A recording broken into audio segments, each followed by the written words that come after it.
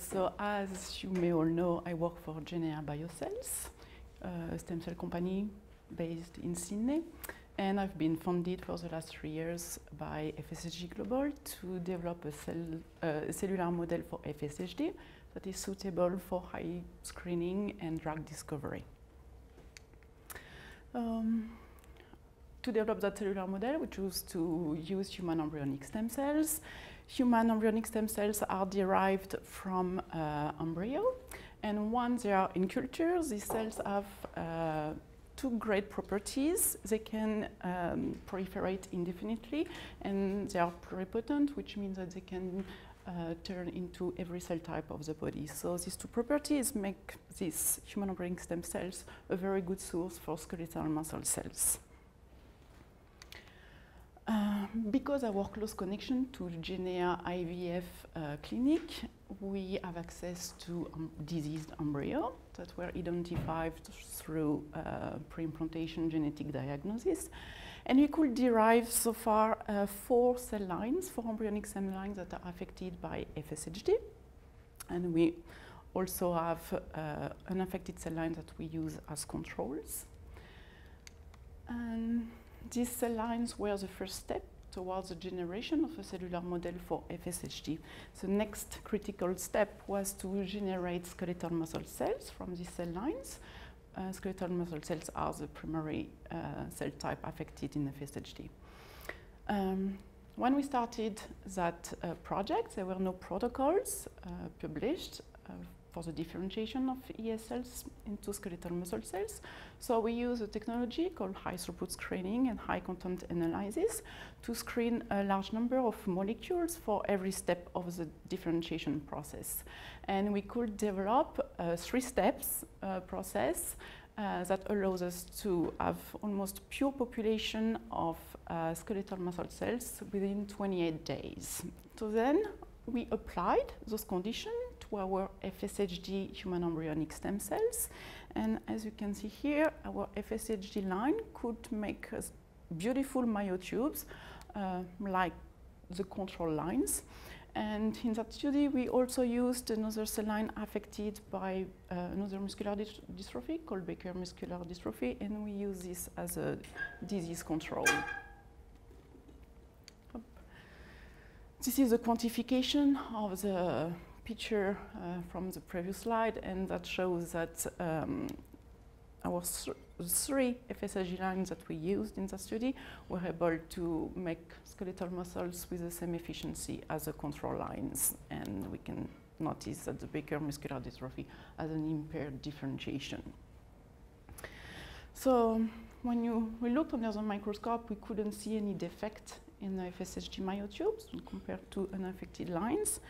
But we still decide to go further and analyze them in more details. And as you all know, DUX4 is the marker of FSHD. And we sent some RNA samples to our collaborator, David Gabalini, in Italy, and he checked for DUX4 expression in myotubes. And we could detect DUX4 expression exclusively in FSHD myotubes. So that validates our disease model.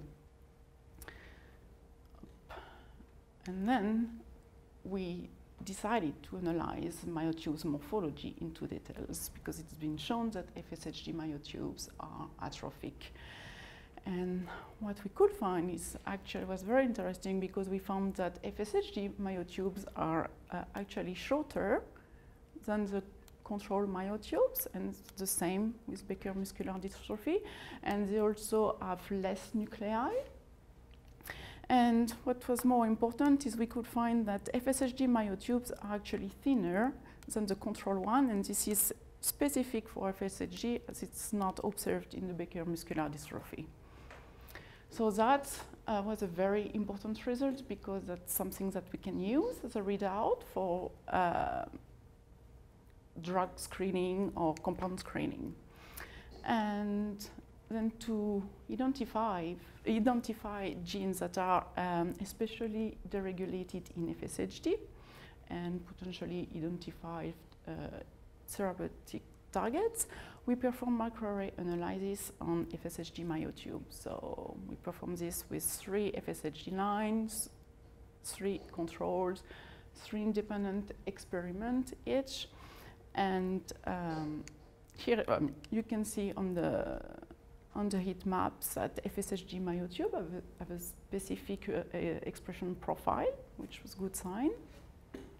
And that was also specific as it's not observed in Becker as well. So that's just an example of the regulated genes that we found on the microarray analysis. So a lot of genes were involved in cell cycle, cell proliferation, just a few in myogenesis.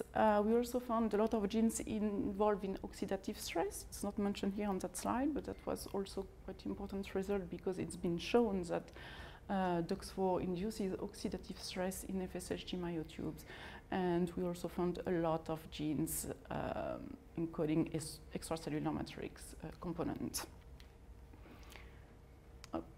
As a validation, as I said, we found a lot of genes that were involved in cell cycle and cell proliferation. So we performed a cell proliferation assay in our myotubes culture, and as you can see here, we found that actually we had more cells proliferating in the FSHD myotubes than control lines. So we're not trying to explain that phenomenon at that stage, but we are quite pleased with those results because it's also something that we can use as a readout when we perform a compound screening. And those are all the people that were involved in that study, people from Genea Biocells, biocell production team and regulatory ethics, and also some international collaborators, David Gabellini, that you know pretty well, Qiang Liang, that performs the microanalysis, Dan Miller and Charlie Emerson in the US.